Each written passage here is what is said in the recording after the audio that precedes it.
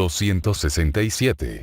Cardiopatía isquémica. La cardiopatía isquémica es un trastorno en el cual parte del miocardio recibe una cantidad insuficiente de sangre y oxígeno. Por lo general, surge cuando hay un desequilibrio entre el aporte de oxígeno y la demanda de este por dicha capa muscular. La causa más frecuente de isquemia del miocardio es la aterosclerosis de una arteria epicárdica coronaria, o de varias, que produce una disminución regional de la circulación miocárdica y una perfusión insuficiente del miocardio irrigado por la arteria coronaria afectada. En el capítulo 291e, de la 19 ed. de Harrison Principios de Medicina Interna, se expone la génesis, la evolución y el tratamiento de la aterosclerosis.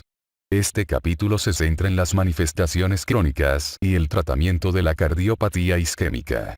En los capítulos siguientes se revisan las fases agudas de la enfermedad, epidemiología y tendencias globales. La cardiopatía isquémica causa más muertes y discapacidad y tiene un costo monetario mayor que cualquier otra enfermedad en los países desarrollados.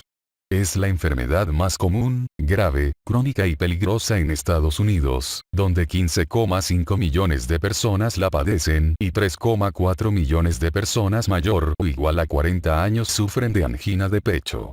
Aunque existe una variación regional, alrededor del 4% de la población ha padecido un infarto del miocardio. Guarda relación estrecha con una alimentación hipercalórica rica en grasas, el tabaquismo y la vida sedentaria.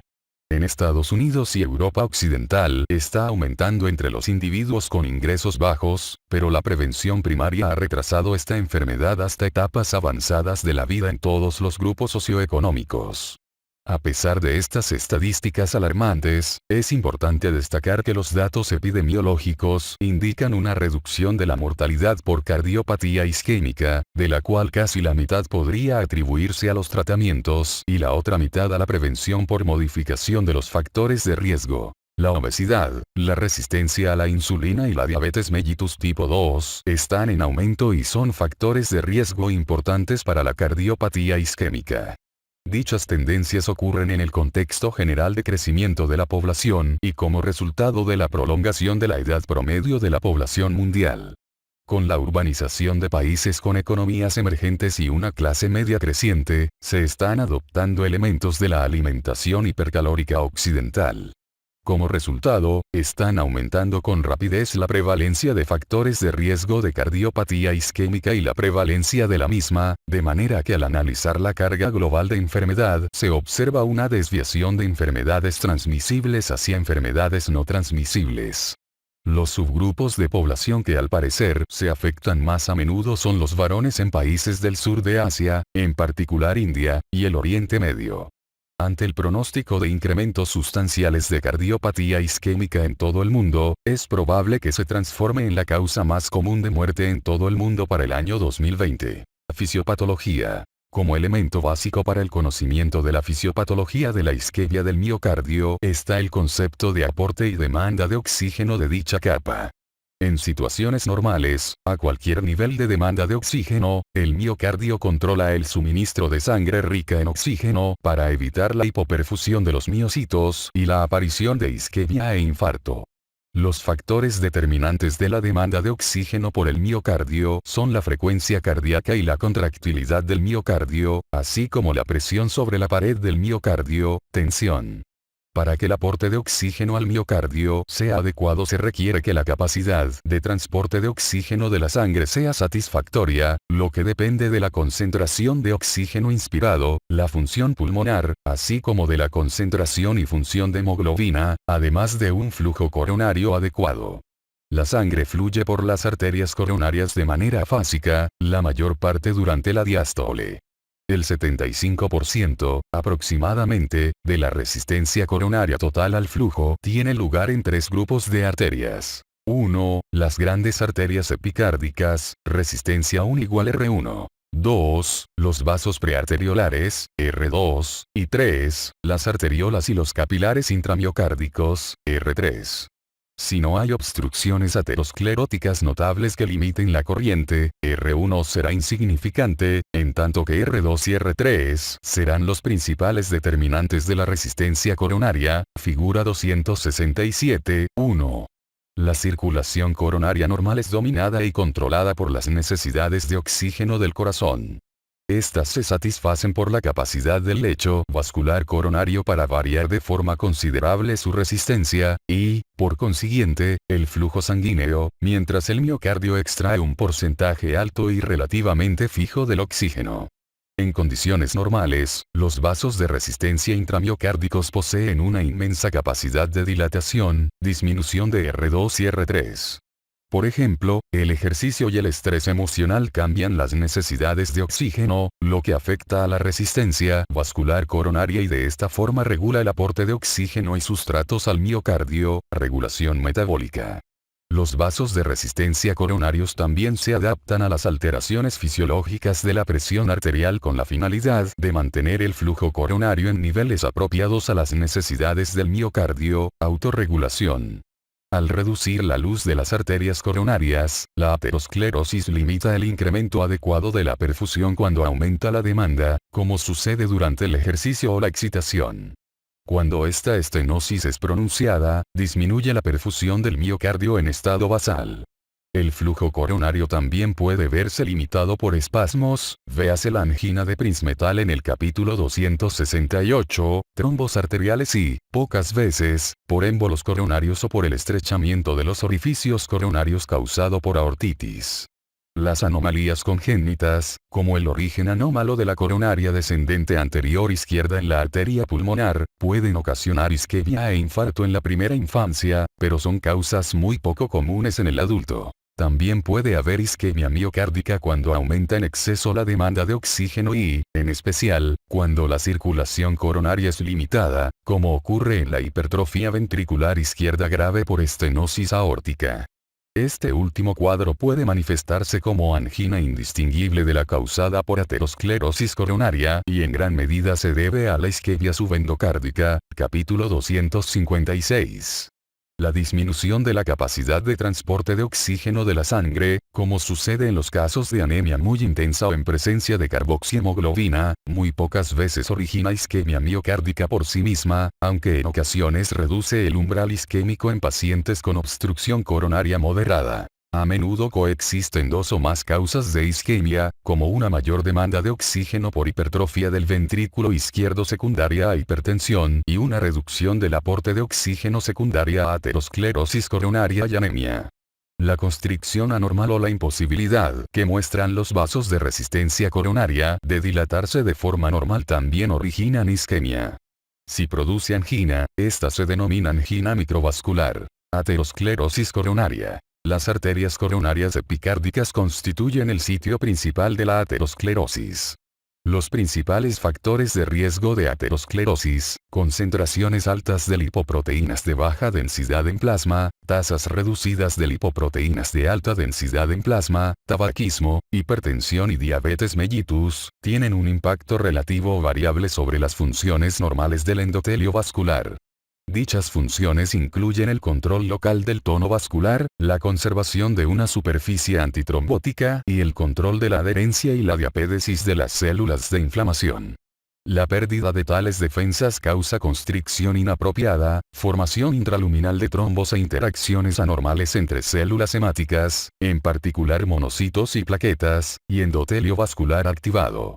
Los cambios funcionales en el entorno vascular culminan en la acumulación de grasa, células de músculo liso, fibroblastos y matriz intercelular debajo de la íntima, que definen la placa aterosclerótica. En lugar de considerar a la esclerosis estrictamente como un problema vascular, es mejor contemplarla en el contexto de alteraciones en la naturaleza de la sangre circulante, hiperglucemia, mayor concentración de colesterol, lipoproteínas de baja densidad, factor hístico, fibrinógeno, factor de von Willebrand, factor 7 de la coagulación y micropartículas plaquetarias. La combinación de un vaso vulnerable en un paciente con sangre vulnerable fomenta un estado de hipercoagulabilidad e hipofibrinólisis. Esto resulta verdadero sobre todo en pacientes con diabetes mellitus. La aterosclerosis se produce de manera irregular en diferentes segmentos del árbol coronario epicárdico. Provoca finalmente reducción segmentaria del área transversal, es decir, formación de la placa. Se observa también que las placas ateroscleróticas aparecen de preferencia en sitios de mayor turbulencia del flujo coronario, como las ramificaciones en las arterias epicárdicas. Si la estenosis disminuye a la mitad del diámetro de una arteria epicárdica, se limita la capacidad de aumentar el flujo para cubrir la mayor necesidad de oxígeno por el miocardio. Cuando el diámetro se reduce cerca de 80%, la circulación en reposo puede disminuir. Si se reduce aún más el orificio estenosado, puede disminuir el flujo coronario de manera notable y causar isquemia miocárdica en reposo o con mínimo esfuerzo. La estenosis aterosclerótica segmentaria de las arterias coronarias epicárdicas se debe muy a menudo a la formación de una placa, que puede romperse o erosionarse en la zona que la separa del flujo sanguíneo. Una vez que el contenido de la placa queda expuesto a la sangre, se inician dos alteraciones importantes e interrelacionadas. 1. La activación y la agregación de las plaquetas y 2. La activación de la cascada de coagulación, con lo cual se depositan cordones de fibrina. El trombo, compuesto de agregados plaquetarios y cordones de fibrina, atrapa los eritrocitos y reduce el flujo coronario, lo cual hace que surjan manifestaciones clínicas de isquemia del miocardio. La localización de la obstrucción influye en la cantidad de miocardio que sufre isquemia y establece así la gravedad de las manifestaciones clínicas.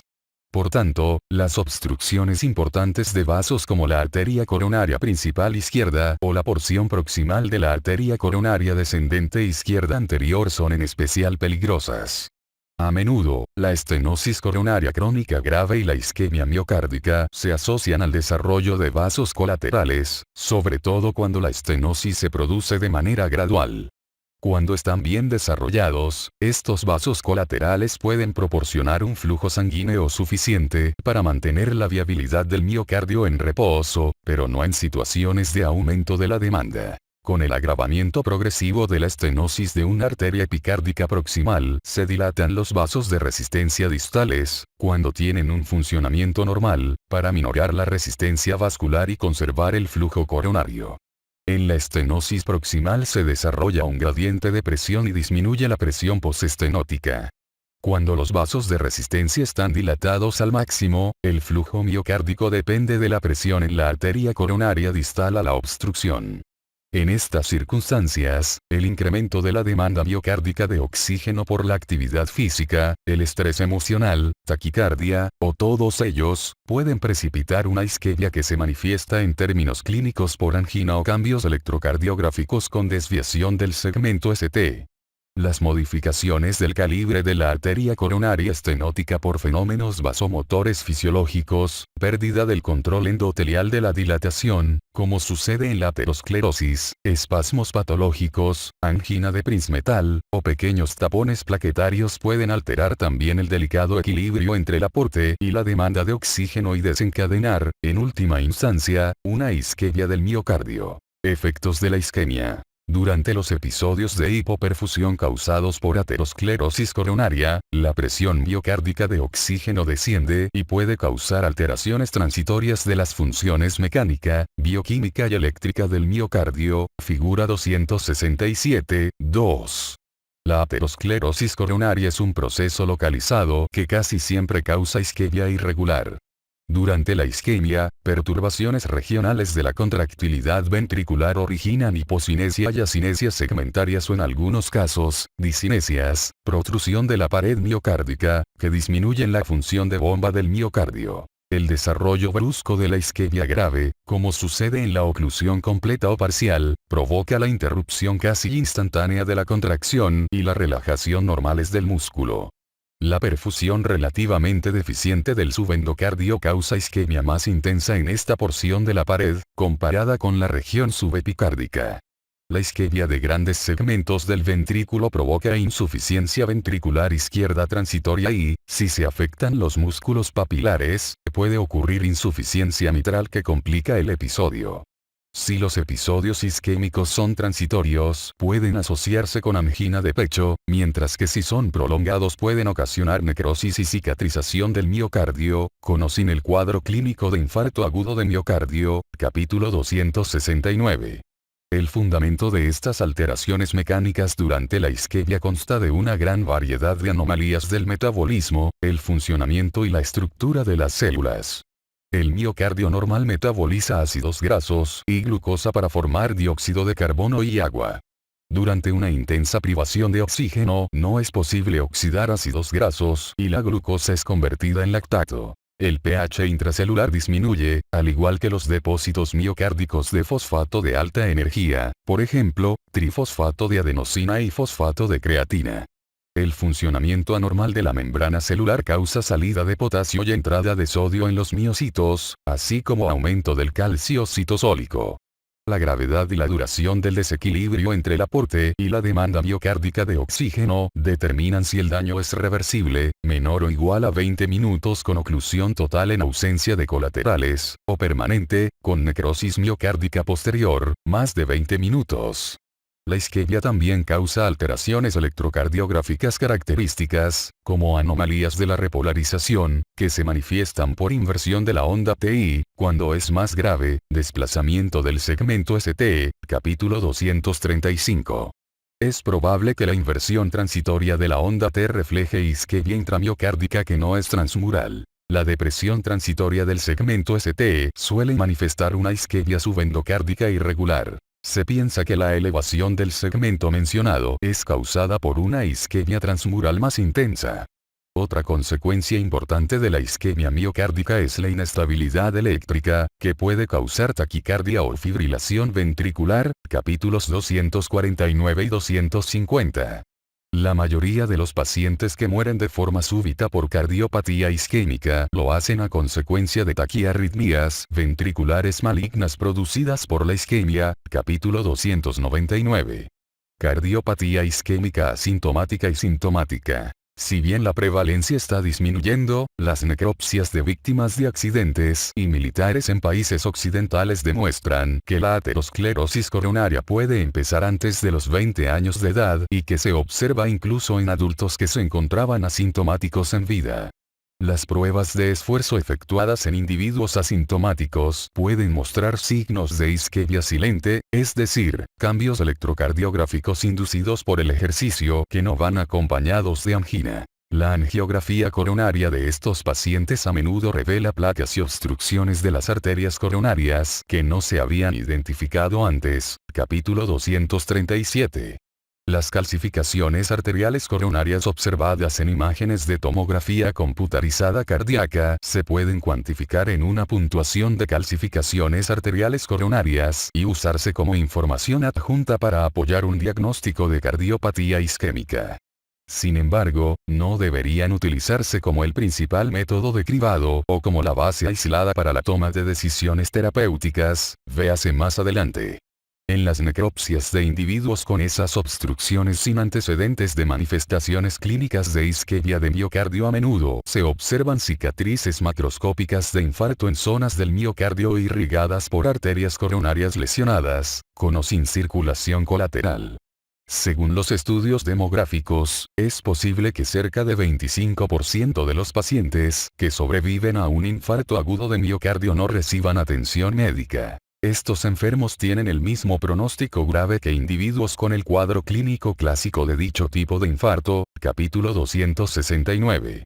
La muerte súbita, a veces no precedida de episodio clínico alguno, es una forma frecuente de presentación de cardiopatía isquémica, capítulo 299. Los individuos con cardiopatía isquémica también pueden presentar cardiomegalia e insuficiencia cardíaca secundarias a la lesión isquémica del miocardio del ventrículo izquierdo, que no produjo síntomas antes del desarrollo de la insuficiencia cardíaca. Este proceso se denomina miocardiopatía isquémica. A diferencia de la fase asintomática de la cardiopatía isquémica, la fase sintomática se caracteriza por molestias torácicas causadas por angina de pecho o por infarto agudo de miocardio, capítulo 269. Una vez en la fase sintomática, el enfermo puede presentar un curso estable o progresivo, volver a estar asintomático o morir de forma súbita. Angina de pecho estable. Este síndrome clínico episódico se debe a isquemia miocárdica transitoria. En el capítulo 11 se estudian varias enfermedades que ocasionan isquemia miocárdica y también los muchos cuadros con los que puede confundirse. Los varones constituyen alrededor de 70% de todos los pacientes con angina de pecho. Este porcentaje todavía se incrementa en individuos menores de 50 años. Sin embargo, es importante destacar que la angina de pecho en las mujeres suele tener un cuadro inicial atípico, véase adelante. Anamnesis. El paciente típico con angina es un varón menor de 50 años de edad o una mujer mayor de 60 años que se queja de molestia en el tórax, que por lo general describe como sensación de pesantez, opresión, compresión, asfixia o sofocación y rara vez como dolor franco. Cuando se le pide al paciente que ubique esta sensación, suele poner la mano en el esternón, algunas veces con el puño cerrado, para indicar que la molestia es opresiva, central y subesternal, signo de Levine. La angina es casi siempre de naturaleza creciente decreciente, con una duración característica de 2 a 5 minutos. Algunas veces se irradia hacia alguno de los hombros y a ambos brazos, sobre todo hacia las superficies cubitales del antebrazo y la mano. Otras veces se origina o se irradia hacia la espalda, región interescapular, base del cuello, mandíbula, dientes y el epigastrio. Rara vez se ubica debajo de la cicatriz umbilical o por arriba de la mandíbula. Un dato útil cuando se valora a la persona con dolor torácico es que la molestia isquémica nacida del miocardio no se irradia a los músculos trapecios. Tal perfil de irradiación es más típico de la pericarditis. A pesar de que de manera típica los episodios de angina son causados por esfuerzos, como ejercicio, el ritmo acelerado de vida o la actividad sexual, o emociones, como estrés, ira, miedo o frustración, y ceden con el reposo, también pueden aparecer durante este último, capítulo 268, y, asimismo, mientras la persona está en decúbito, angina en decúbito. El enfermo puede despertarse con las molestias torácicas típicas y disnea. La angina nocturna puede ser causada por taquicardia episódica, disminución de la oxigenación por los cambios del patrón respiratorio durante el sueño, o por la expansión del volumen sanguíneo intratorácico que tiene lugar con el decúbito y que provoca un aumento del tamaño cardíaco, volumen telediastólico, de la tensión parietal y de la necesidad miocárdica de oxígeno, lo que conduce a isquemia e insuficiencia ventricular izquierda transitoria. El umbral para que se desarrolle la angina de pecho varía según la hora del día y el estado emocional. Muchos pacientes manifiestan un umbral fijo para la angina, que ocurre de forma predecible con cierto nivel de actividad, como subir 2 tramos de escaleras a paso normal. En estos individuos la estenosis coronaria y el aporte miocárdico de oxígeno son fijos y la isquemia es precipitada cuando aumenta la demanda miocárdica de oxígeno. Se dice que tienen angina de esfuerzo estable. En otros pacientes, el umbral de la angina varía de manera considerable a lo largo del día y de día a día. En ellos, para definir el patrón de la angina, es importante tener en cuenta las variaciones en el aporte miocárdico de oxígeno, debidas muy probablemente a cambios del tono vasomotor coronario.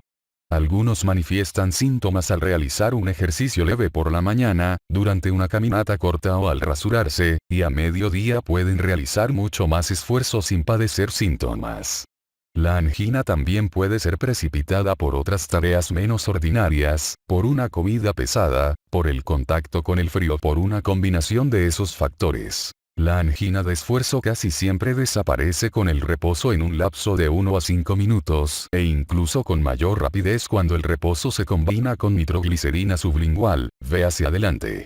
De hecho, el diagnóstico de angina es dudoso cuando la molestia no responde a la combinación de tales medidas. Una forma de expresar la gravedad de la angina es según la clasificación funcional de la Sociedad Canadiense de Cardiología, cuadro 267, 1. Su efecto en la capacidad funcional de la persona se describe por medio de la clasificación funcional de la Sociedad Cardiológica de Nueva York, cuadro 267, 1. El dolor agudo y migratorio o el dolor sordo y prolongado, localizados en la región submamaria izquierda, rara vez se deben a isquemia miocárdica. Sin embargo, la angina puede tener una localización atípica y no estar relacionada de manera estricta con factores desencadenantes, en especial mujeres y en pacientes diabéticos. Además, este síntoma puede exacerbarse y disminuir en días, semanas o meses y su aparición puede ser estacional, con predominio en los meses de invierno en los climas templados.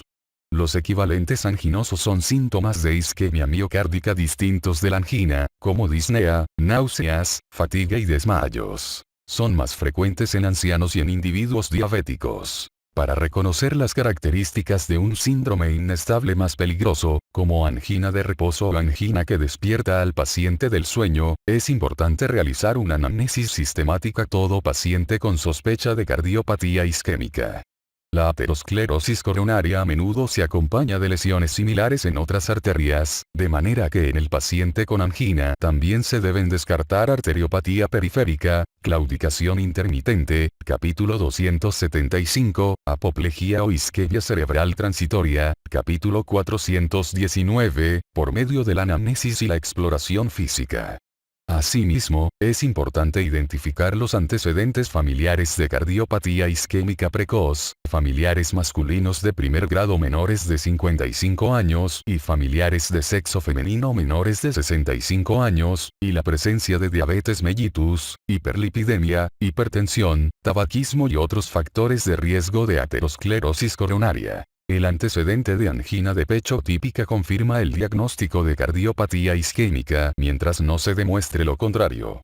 La combinación de edad avanzada, sexo masculino, posmenopausia y factores de riesgo de aterosclerosis aumentan la probabilidad de una anomalía coronaria con importantes consecuencias hemodinámicas. Un problema en particular difícil es la valoración y el tratamiento de sujetos que muestran molestias torácicas persistentes de tipo isquémico, pero sin obstrucciones de las arterias coronarias epicárdicas que limiten el flujo. Esta situación aparece con mayor frecuencia en mujeres que en varones. Entre sus posibles causas están: coronariopatía microvascular, detectable con pruebas de reactividad coronaria a fármacos vasoactivos como la adenosina, acetilcolina y nitroglicerina intracoronarias, y nocicepción cardíaca normal. El tratamiento de la coronariopatía microvascular debe orientarse a mejorar la función endotelial, e incluye el uso de nitratos, beta bloqueadores, antagonistas de calcio, estatinas e inhibidores de la enzima convertidora de angiotensina. La nocicepción cardíaca normal es más difícil de tratar y en algunos casos puede mejorar con la administración de imipramina. Exploración física. Esta suele ser normal en pacientes con angina estable asintomáticos. Sin embargo, ante la mayor probabilidad de que exista cardiopatía isquémica en individuos con diabetes, con enfermedad arterial periférica o con ambas entidades patológicas, se deben buscar signos de enfermedad aterosclerótica en otros sitios, como un aneurisma en aorta abdominal, soplos en arteria carótida y disminución de los pulsos arteriales en las extremidades pélvicas. La exploración física también debe comprender la búsqueda de signos de factores de riesgo de aterosclerosis como xantelasmas y xantomas. Se buscarán signos de enfermedad arterial periférica al valorar las características del pulso en múltiples sitios y comparar las cifras de presión arterial entre uno y otro brazo y entre estos y las piernas, índice tobillo/brazo. La exploración del fondo de ojo puede revelar reflejos luminosos acentuados y muescas arteriovenosas como pruebas de hipertensión.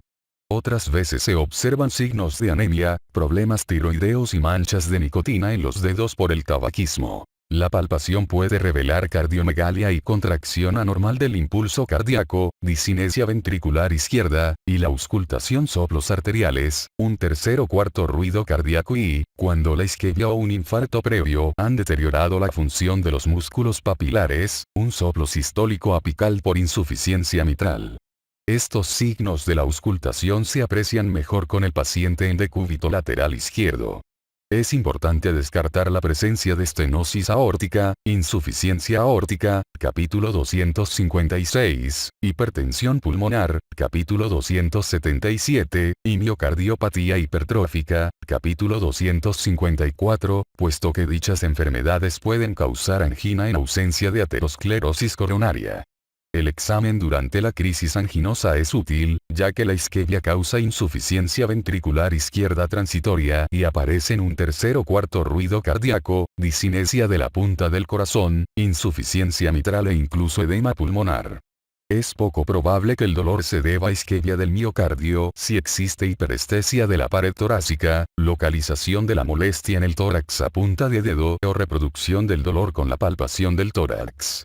Un abdomen protuberante también puede indicar que el paciente tiene síndrome metabólico y que está expuesto a un mayor riesgo de presentar aterosclerosis. Estudios de laboratorio. Aunque el diagnóstico de cardiopatía isquémica puede corroborarse por la anamnesis y exploración física con bastante seguridad, en ocasiones es conveniente realizar una serie de pruebas de laboratorio sencillas.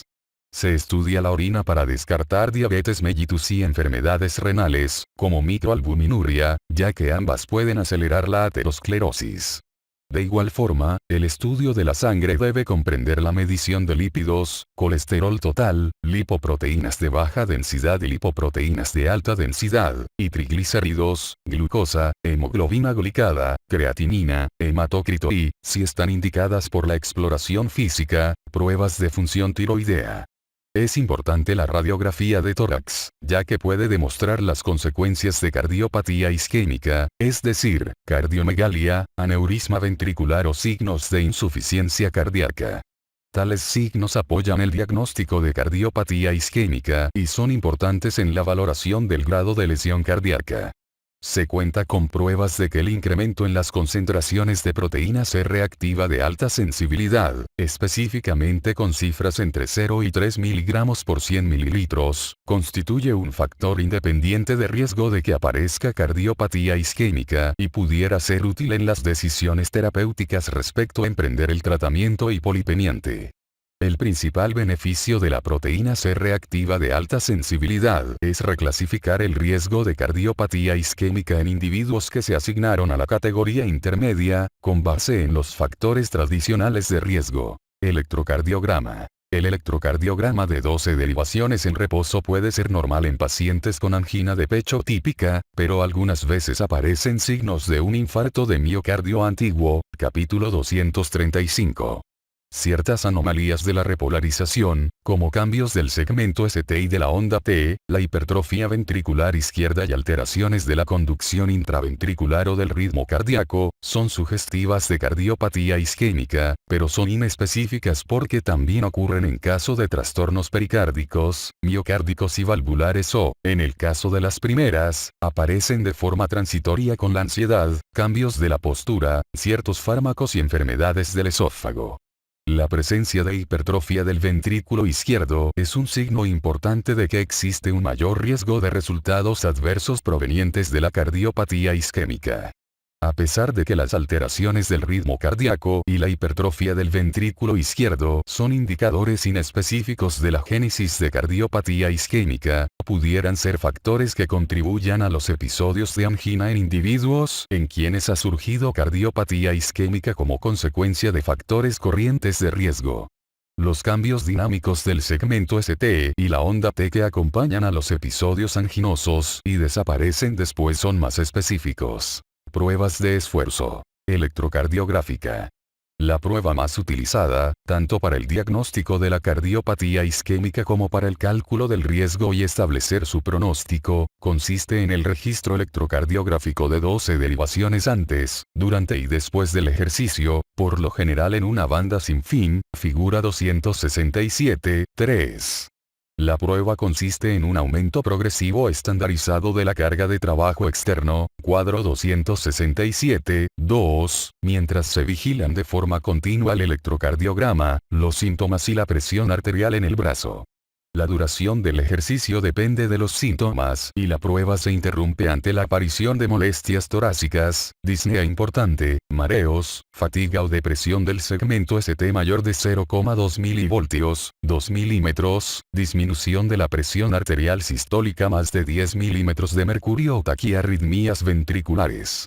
La finalidad de esta prueba es descubrir cualquier limitación para realizar esfuerzos, identificar signos electrocardiográficos típicos de isquemia miocárdica y confirmar su relación con el dolor torácico.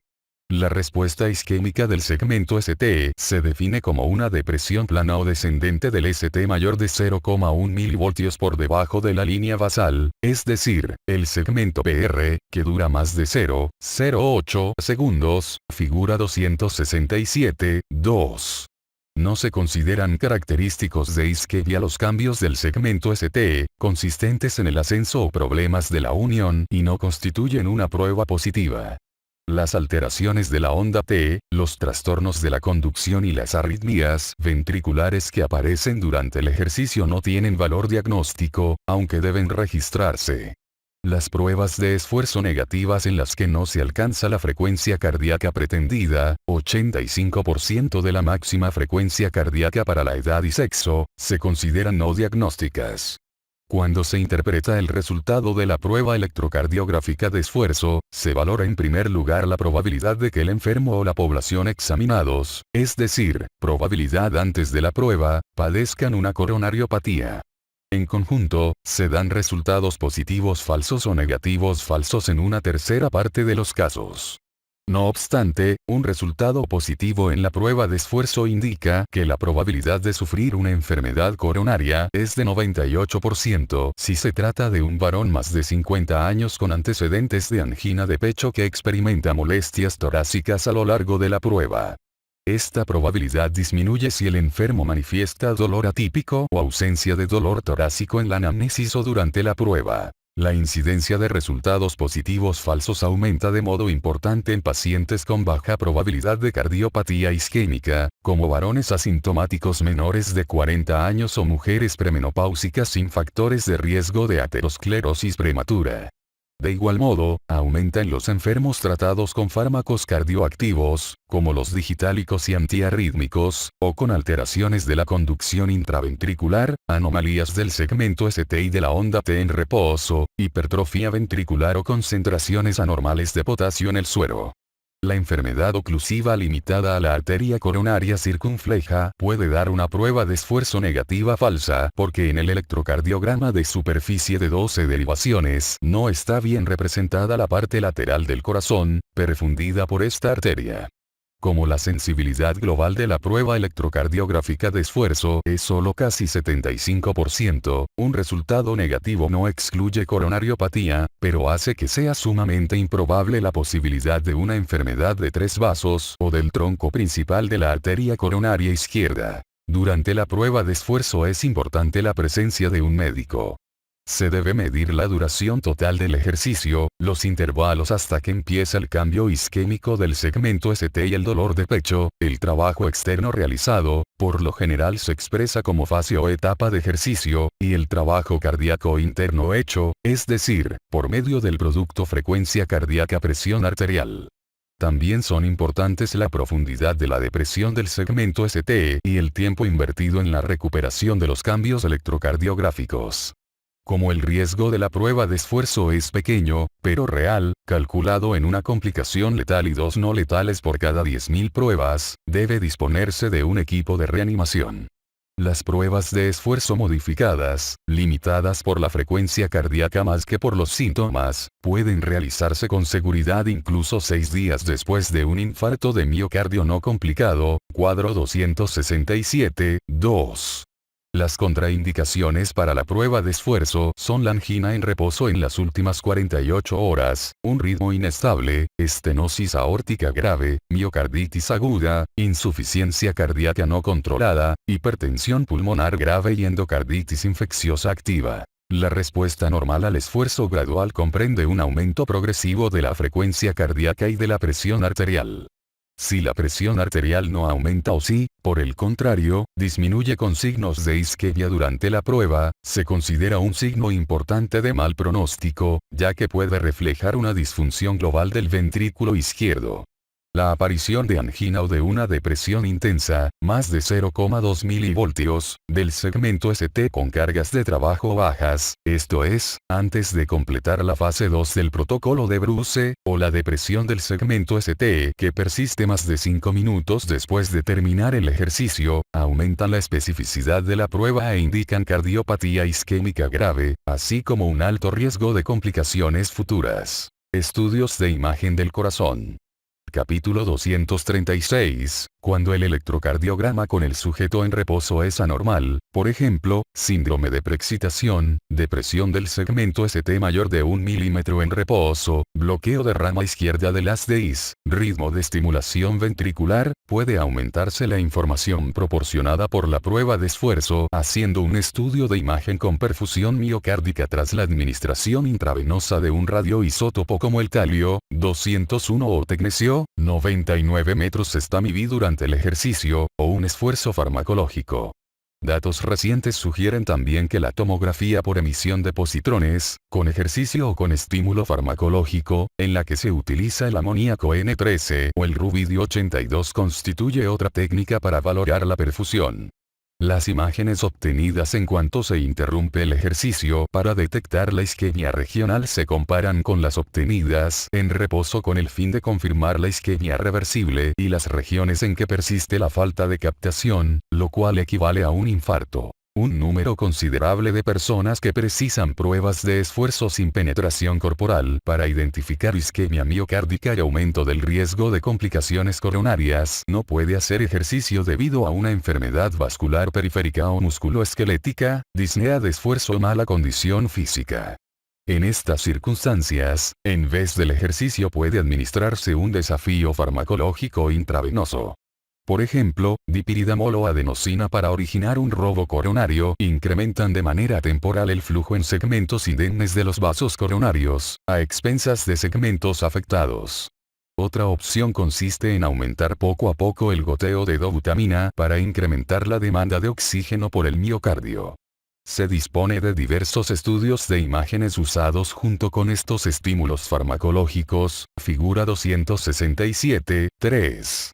Para detectar la isquemia del miocardio se utiliza la aparición de un defecto transitorio de perfusión con un marcador como el talio 201 o el tecnesio 99 metros STAMIV. La ecocardiografía se utiliza para valorar la función del ventrículo izquierdo en sujetos con angina crónica estable y en los que tienen el antecedente de infarto del miocardio, ondas Q patológicas o signos clínicos de insuficiencia cardíaca. La ecocardiografía bidimensional permite valorar las anomalías cinéticas parietales, tanto de tipo global como regionales, que son transitorias cuando provienen de isquemia. La ecocardiografía de esfuerzo, con ejercicio o dobutamina, puede desenmascarar regiones de asinesia o disinesia no presentes en reposo. La ecocardiografía de esfuerzo, como los estudios de imagen de perfusión miocárdica de esfuerzo, es más sensible que la electrocardiográfica de esfuerzo para diagnosticar cardiopatía isquémica. La prueba de esfuerzo con resonancia magnética del corazón también se está convirtiendo en una alternativa a los estudios de imagen de esfuerzo con radionúclidos, tomografía con emisión de positrones o ecocardiografía. La resonancia magnética del corazón de esfuerzo con goteo de dobutamina permite valorar las anomalías de la cinética parietal que acompañan a la isquemia y la perfusión del miocardio. Se puede usar la resonancia magnética del corazón para valorar de una manera más completa el ventrículo mediante estudios de resonancia magnética con múltiples cortes. Las placas ateroscleróticas se calcifican poco a poco con el transcurso del tiempo y, en términos generales, la calcificación coronaria aumenta con la edad. Por este motivo, se han creado métodos para detectar el calcio coronario como un índice de la presencia de aterosclerosis coronaria. Dichos métodos incluyen aplicaciones de tomografía para la obtención rápida de imágenes, detección con haz de electrones y multidetector tomográfico. El calcio coronario detectado por estas técnicas de imagen a menudo se cuantifica con una puntuación de Agatston, basado en el área y la densidad de la calcificación. A pesar de que es alta la exactitud diagnóstica de dicho método imagenológico, sensibilidad, 90 a 94%. Especificidad, 95 a 97%. Valor predictivo negativo, 93 a 99%, no se ha definido su utilidad en el pronóstico. Por tal razón, no se ha aclarado su función en tomografía con haz de electrones y tomografía multidetector para la detección y el tratamiento de personas con cardiopatía isquémica. Arteriografía coronaria. Capítulo 237, este método diagnóstico perfila la luz de las coronarias. Se utiliza para detectar o excluir obstrucción coronaria grave. Sin embargo, no ofrece información sobre la pared arterial, por lo que puede no detectarse la aterosclerosis pronunciada que no obstruye la luz. Como aspecto destacable, de manera característica las placas ateroscleróticas están dispersas en todo el árbol coronario, se concentran más a menudo en los puntos de bifurcación y, en un principio, crecen progresivamente en las capas íntima y media de una arteria coronaria epicárdica sin afectar a la luz y originan una prominencia externa de dicho vaso, cuadro conocido como remodelación. En la etapa ulterior de la enfermedad, la proliferación ininterrumpida hace que se estreche la luz. Indicaciones. La arteriografía coronaria está indicada en 1. Pacientes con angina crónica y estable, pero con síntomas pronunciados a pesar del tratamiento médico y que son elegibles para someterse a revascularización, esto es, a una intervención coronaria percutánea o a un injerto de revascularización coronaria. 2. Individuos con síntomas molestos y dificultades en el diagnóstico en los que es necesario confirmar o descartar el diagnóstico de cardiopatía isquémica. 3. Pacientes con angina de pecho posible o conocida que han sobrevivido a un paro cardíaco. 4. Enfermos con angina o signos de isquemia en las pruebas sin penetración corporal con signos clínicos o de laboratorio de disfunción ventricular. Y 5. Pacientes con alto riesgo de padecer problemas coronarios por presentar signos de isquemia pronunciada en las pruebas sin penetración corporal, no obstante la presencia o gravedad de los síntomas, véase más adelante. Algunos ejemplos de otras indicaciones de la arteriografía coronaria son: 1. Individuos con dolor retroesternal indicativo de angina de pecho, pero con una prueba de esfuerzo negativa o no diagnóstica y que requieren un diagnóstico definitivo para orientar su tratamiento médico, reducir el estrés psicológico, planificar su carrera o familia o a causa de su seguro médico. 2. Pacientes que han sido hospitalizados en varias ocasiones por sospecha de síndrome coronario agudo, capítulos 268 y 269, pero en quienes no se ha podido confirmar el diagnóstico y es importante definir la presencia o ausencia de coronariopatía. 3.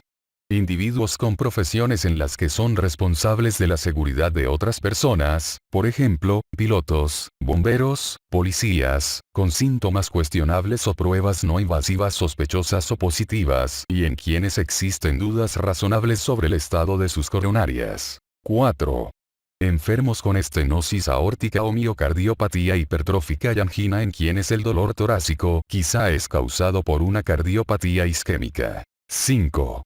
Varones más de 45 años y mujeres más de 55 años que se someterán a cirugía cardíaca, como sustitución o reparación valvular, y que pueden presentar, o no, signos clínicos de isquemia miocárdica. 6.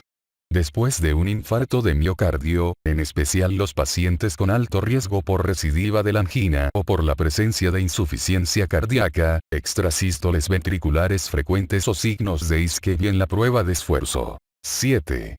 Sujetos con angina de pecho, sin importar su gravedad, en quienes estudios no invasivos señalan un alto riesgo de problemas coronarios, rendimiento deficiente del ejercicio o isquemia grave. 8.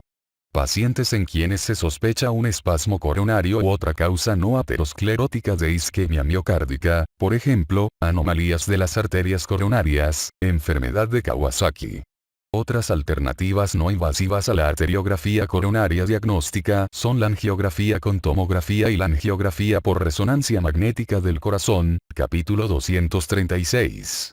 Con estas nuevas técnicas se puede obtener información de lesiones obstructivas en las arterias epicárdicas, pero no se ha definido con rigor su utilidad precisa en la práctica clínica.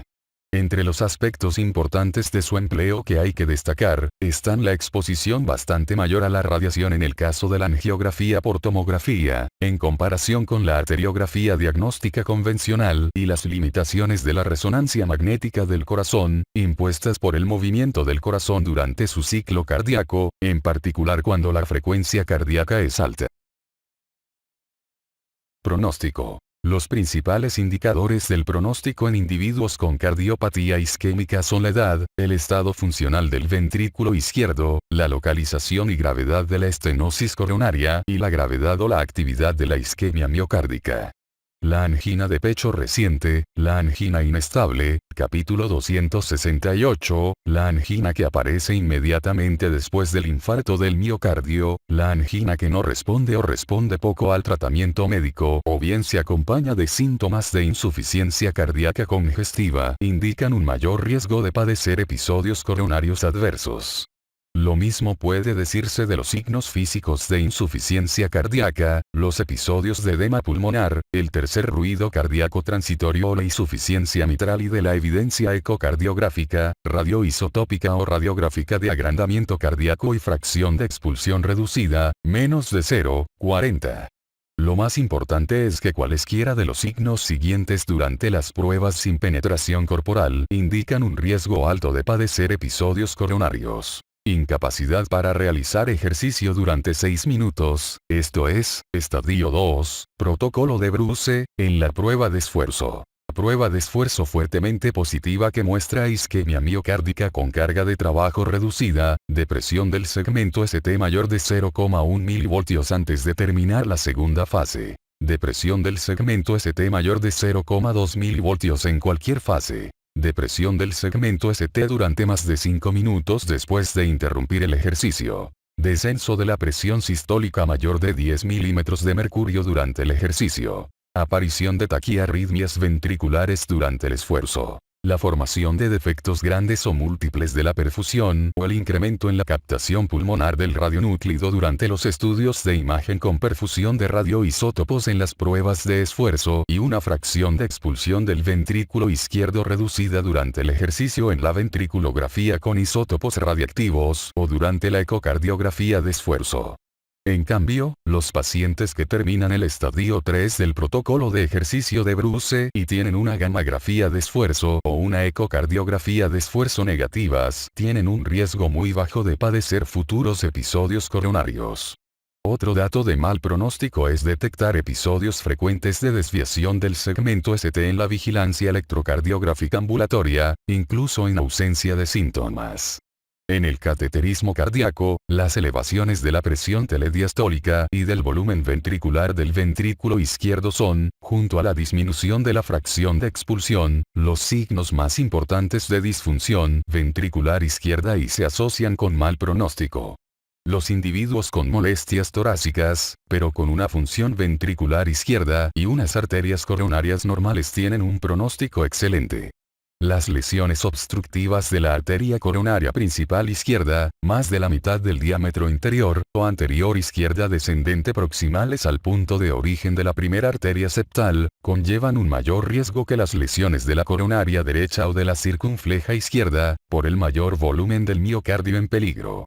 Las placas ateroscleróticas en las arterias epicárdicas con fisuras o defectos de llenado denotan un aumento del riesgo. Estas lesiones atraviesan las fases de actividad celular inflamatoria, degeneración, disfunción endotelial, motilidad vascular anormal, agregación plaquetaria y fisuras o hemorragias. Los factores mencionados pueden agravar de forma transitoria la estenosis y ocasionar trombosis, reactividad anormal de la pared vascular o ambos trastornos. Con ellos se exacerban las manifestaciones de la isquemia. Algunos datos que reflejan el avance rápido de las lesiones coronarias son el inicio reciente de los síntomas, la aparición de isquemia pronunciada durante la prueba de esfuerzo, véase antes, y la angina de pecho inestable, capítulo 268. Con cualquier grado de coronariopatía obstructiva, la mortalidad aumenta de manera considerable cuando se deteriora la función ventricular izquierda. Por el contrario, con cualquier grado de funcionamiento del ventrículo izquierdo el pronóstico se modifica de manera importante según la cantidad de miocardio irrigado por los vasos críticamente obstruidos. Por tanto, es importante reunir todas las pruebas que demuestren una lesión miocárdica anterior, datos de infarto del miocardio en el electrocardiograma, ecocardiografía, imágenes con radioisótopos o ventriculografía izquierda, la función residual del ventrículo izquierdo, fracción de expulsión y motilidad de la pared, y el riesgo de lesiones futuras por episodios coronarios, extensión de la arteriopatía coronaria y gravedad de la isquemia definida con las pruebas de esfuerzo no invasivas. Entre más grande sea la necrosis miocárdica establecida, el corazón tendrá menos capacidad de soportar lesiones adicionales y el pronóstico será peor. El cálculo de riesgos debe incluir edad, síntomas iniciales, todos los factores de riesgo, signos de arteriopatía, daño cardíaco existente y signos de daño inminente, como isquemia. Cuanto mayores sean el número y la gravedad de los factores de riesgo de aterosclerosis coronaria, edad avanzada más de 75 años, hipertensión, dislipidemia, diabetes, obesidad patológica, coexistencia de enfermedad vascular cerebral o periférica, infarto previo del miocardio, el pronóstico del individuo con angina será peor.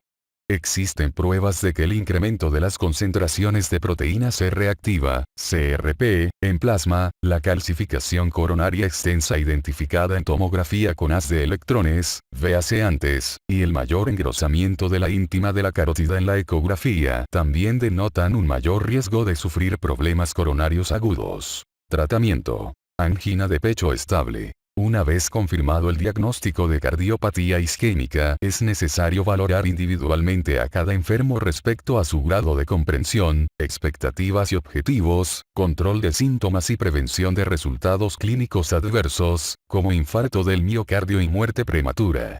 Se debe registrar de manera cuidadosa el grado de incapacidad del enfermo y el estrés físico y emocional que desencadenan la angina, a fin de establecer las metas adecuadas del tratamiento.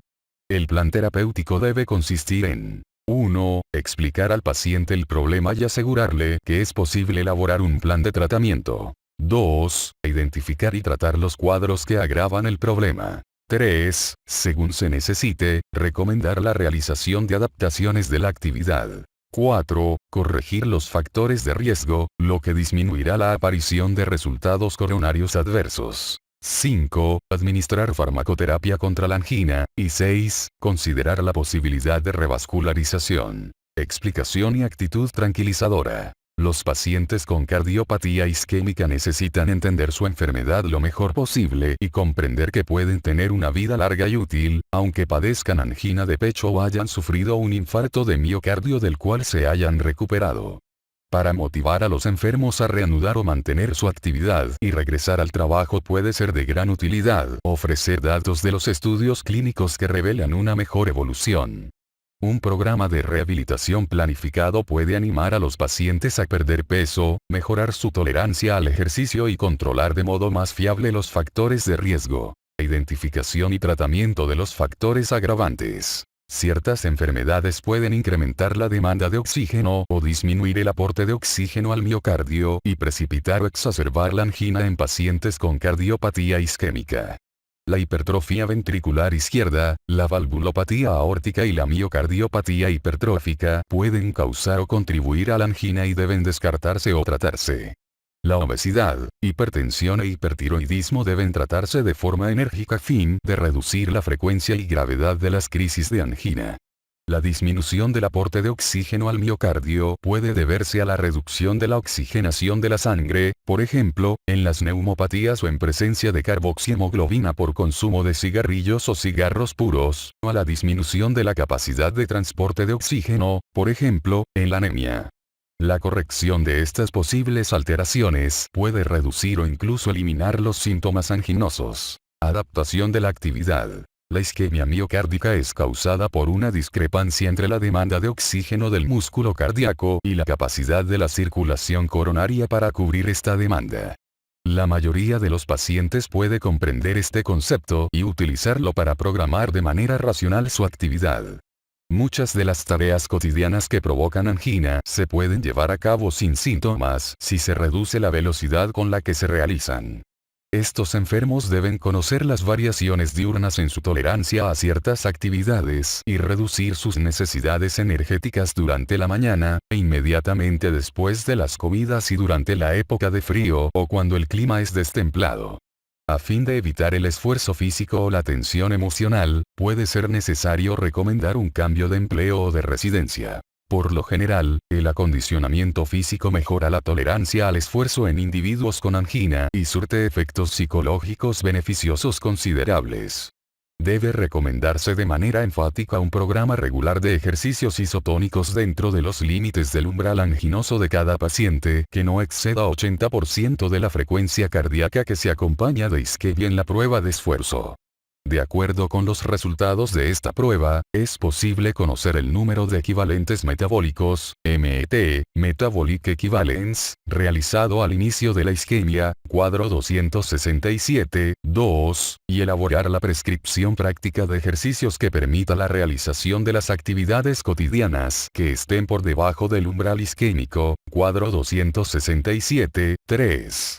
Tratamiento de los factores de riesgo. Los antecedentes familiares de cardiopatía isquémica prematura constituyen un indicador valioso del riesgo y obligan a buscar los factores corregibles, como hiperlipidemia, hipertensión y diabetes mellitus. La obesidad modifica el tratamiento de los demás factores de riesgo e incrementa el riesgo de episodios coronarios adversos. Además, suele ir acompañada de otros 3 factores de riesgo: diabetes mellitus, hipertensión e hiperlipidemia. El tratamiento de la obesidad y de estos factores de riesgo concomitantes constituye un elemento esencial del plan terapéutico. Una piedra angular del tratamiento de la cardiopatía isquémica crónica es la reducción del consumo de los ácidos grasos saturados y de las calorías para lograr un peso corporal óptimo. Es importante insistir en especial en el ejercicio regular constante y pérdida de peso en individuos con síndrome metabólico o con diabetes mellitus franca. El tabaquismo acelera la aterosclerosis coronaria en personas de ambos sexos y de cualquier edad e incrementa el riesgo de trombosis, inestabilidad de la placa, infarto de miocardio y muerte. Asimismo, la angina se agrava con el aumento de la necesidad de oxígeno del miocardio y la disminución de su aporte. Los estudios sobre la abstinencia del tabaco revelan que esta mejora de manera considerable el estado de los enfermos, ya que la frecuencia de esas complicaciones disminuye de modo importante. El tabaco no combustible en forma de cigarrillos electrónicos, sistemas de administración de nicotina, también puede aumentar la frecuencia de los episodios de angina.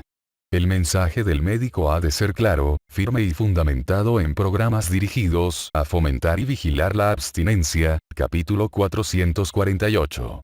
La hipertensión, capítulo 271, se asocia con mayor riesgo de complicaciones clínicas de aterosclerosis coronaria y apoplejía.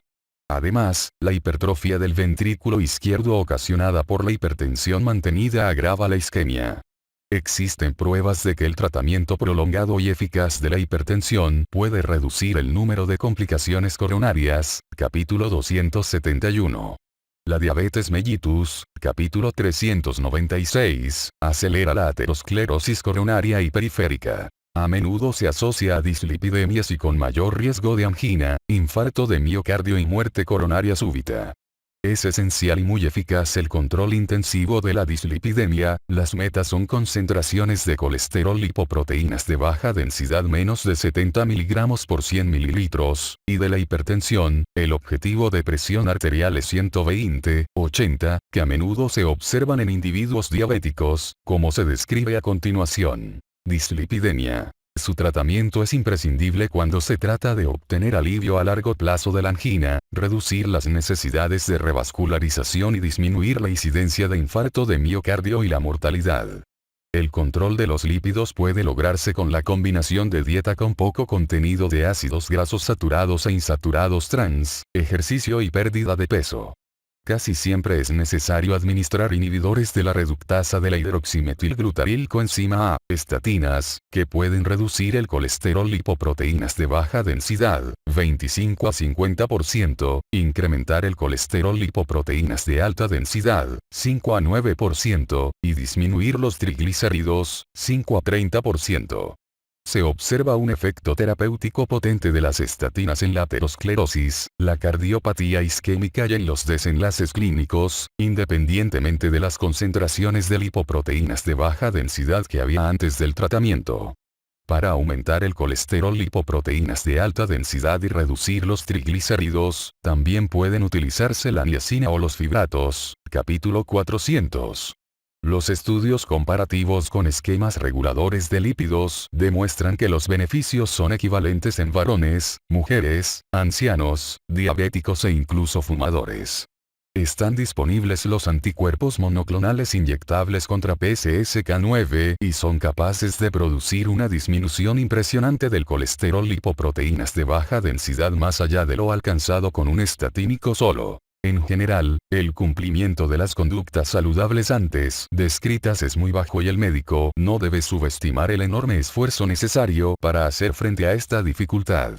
Muchos pacientes que son dados de alta del hospital con angiopatía coronaria comprobada no reciben tratamiento adecuado para la dislipidemia. Ante el hecho de que el tratamiento de la dislipidemia conlleva importantes beneficios, los médicos deben establecer los esquemas terapéuticos, vigilar su cumplimiento y realizar seguimiento regular. Reducción del riesgo en mujeres con cardiopatía isquémica. La incidencia de cardiopatía isquémica clínica en premenopáusicas es muy baja, pero después de la menopausia aumentan los factores de riesgo heterógeno, por ejemplo, se incrementan las lipoproteínas de baja densidad y disminuyen las lipoproteínas de alta densidad. La frecuencia de las complicaciones coronarias clínicas se iguala a la de los varones. Las mujeres no abandonan el tabaco con la misma eficacia que los varones. La diabetes mellitus, más común en mujeres, aumenta de manera considerable la incidencia de cardiopatía isquémica clínica y potencia los efectos nocivos de la hipertensión, la hiperlipidemia y el tabaquismo. El cateterismo cardíaco y la revascularización coronaria se aplican menos a las mujeres y en fases más avanzadas y graves de la enfermedad. Las mujeres se benefician en el mismo grado que los varones cuando se aplican la reducción del colesterol, el tratamiento con betabloqueadores después del infarto de miocardio y la cirugía de revascularización coronaria a los grupos adecuados de pacientes. Tratamiento farmacológico. Los fármacos de uso común en la angina de pecho se resumen en los cuadros 267.4 a 267.6. La farmacoterapia de la cardiopatía isquémica está diseñada para disminuir la frecuencia de episodios anginosos, infarto del miocardio y muerte de origen coronario. Hay un cúmulo de datos de estudios que destacan la importancia de dicho tratamiento médico si se agrega a los comportamientos orientados a la salud, revisados antes. Para obtener el beneficio máximo del tratamiento médico para cardiopatía isquémica, es necesario combinar fármacos de clases diferentes y ajustar la dosis con base en el perfil individual de factores de riesgo, síntomas, respuestas hemodinámicas y efectos adversos. Nitratos. Los nitratos orgánicos son una categoría de fármacos útil para el tratamiento de la angina de pecho, cuadro 267.4. Sus principales mecanismos de acción incluyen la venodilatación sistémica con disminución concomitante del volumen y la presión telediastólicos del ventrículo izquierdo, con lo que disminuye la tensión parietal del miocardio y las necesidades de oxígeno. La dilatación de los vasos coronarios epicárdicos y un mayor flujo sanguíneo a los vasos colaterales. Los nitratos orgánicos, cuando se metabolizan, liberan óxido nítrico que se une a la guanilato ciclasa en las células del músculo liso vascular, lo que incrementa la concentración de monofosfato cíclico de guanosina, que relaja la musculatura lisa vascular.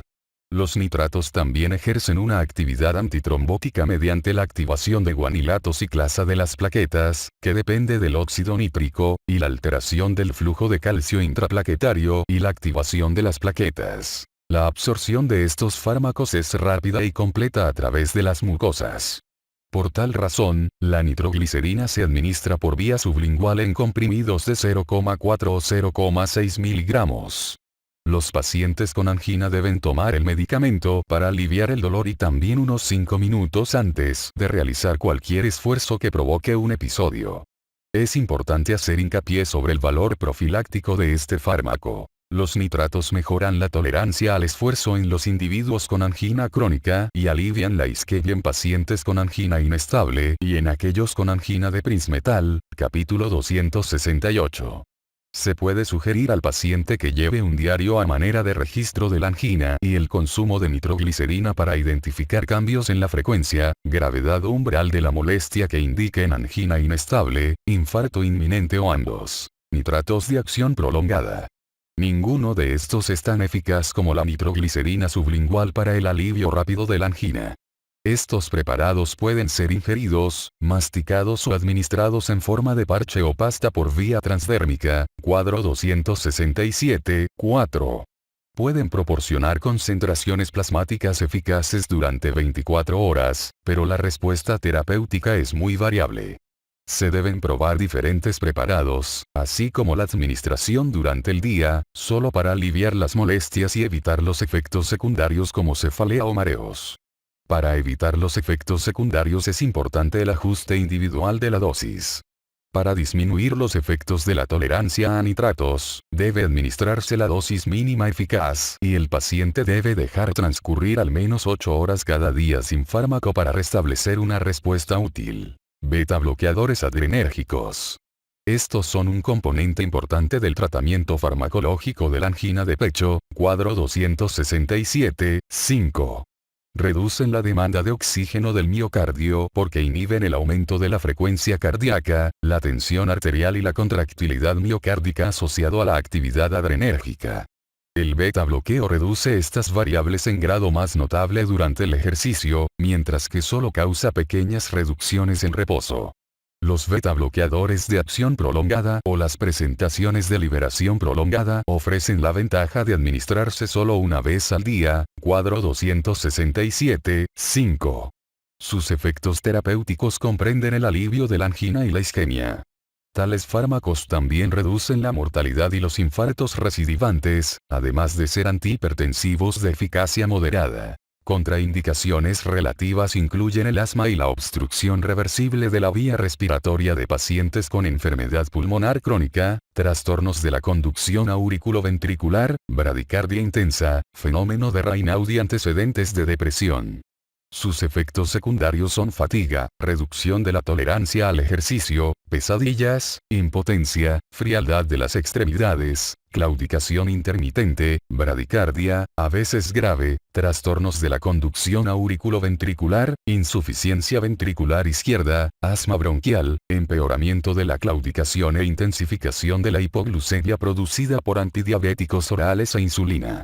Si aparecen y persisten tales efectos, puede ser necesaria la reducción de la dosis e incluso la interrupción del tratamiento.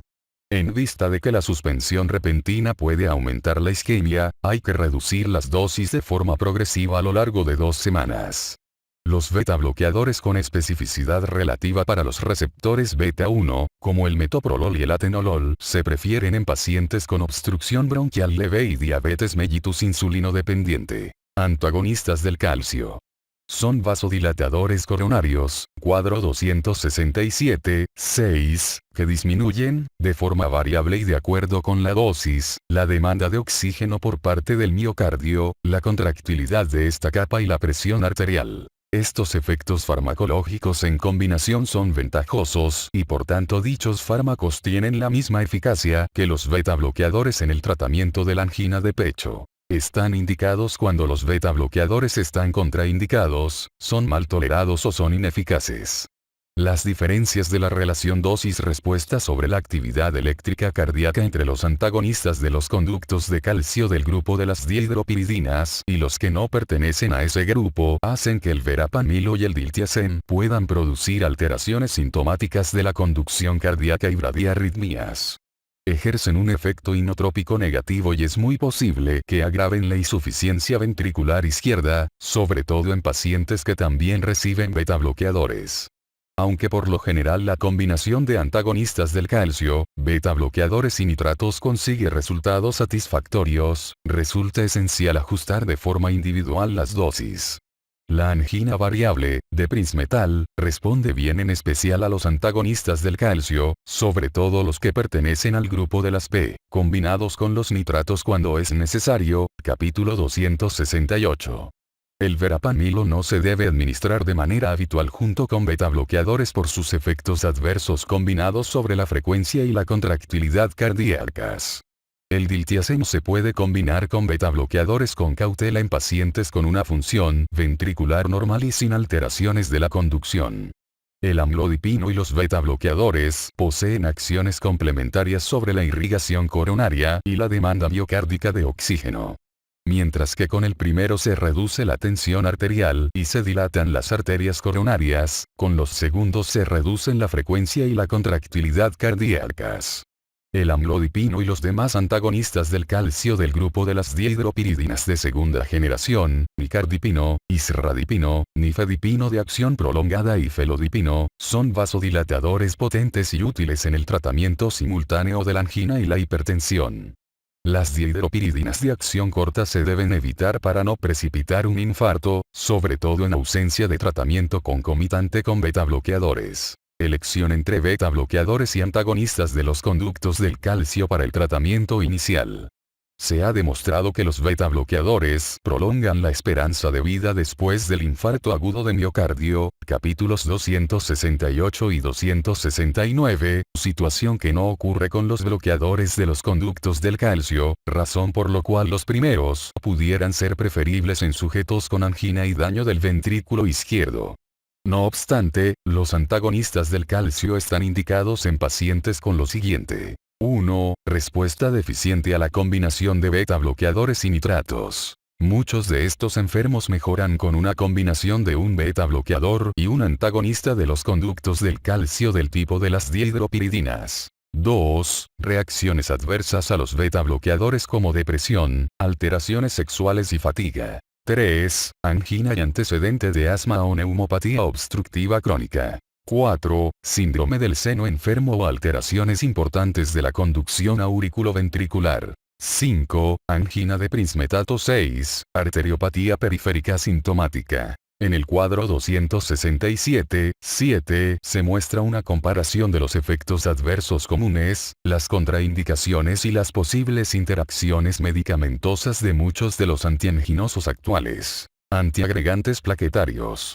El ácido acetil salicílico es un inhibidor irreversible de la ciclooxigenasa plaquetaria y, por tanto, interfiere con la activación de las plaquetas. La administración prolongada de 75 a 325 miligramos, diario, por vía oral, reduce los episodios coronarios en varones adultos asintomáticos mayores de 50 años, pacientes con angina crónica estable y en enfermos que tienen, o han sobrevivido a, angina inestable e infarto de miocardio. Se advierte un aumento de las complicaciones hemorrágicas, dependiente de la dosis, cuando se administra ácido acetil salicílico a largo plazo. Es preferible recurrir a una presentación con capa entérica en el rango de 81 a 162 miligramos por día. Se debe plantear la administración de este fármaco en todos los individuos con cardiopatía isquémica, en ausencia de hemorragia digestiva, alergia o dispepsia. El clopidogrel, 300 a 600 miligramos de dosis inicial y 75 miligramos por día de mantenimiento, es un fármaco administrado por vía oral que bloquea la agregación plaquetaria mediada por receptores de ADPP2-IL2. Ofrece beneficios similares a los del ácido acetil salicílico en pacientes con cardiopatía isquémica crónica estable y puede sustituir al ácido acetil salicílico cuando éste produce los efectos secundarios antes enumerados. El clopidogrel en combinación con ácido acetil salicílico disminuye los episodios de cardiopatía isquémica y la mortalidad en individuos con síndrome coronario agudo, capítulo 268, y también reduce el riesgo de que se formen trombos en personas a quienes se colocará una endoprótesis en una arteria coronaria, capítulo 270. Otros antiagregantes plaquetarios que bloquean el receptor plaquetario P2 y 12 como prasugrel y ticagrelor, se ha demostrado que son más eficaces que el clopidogrel para evitar los eventos isquémicos después de colocar una endoprótesis por un síndrome coronario agudo, pero tienen mayor riesgo hemorrágico.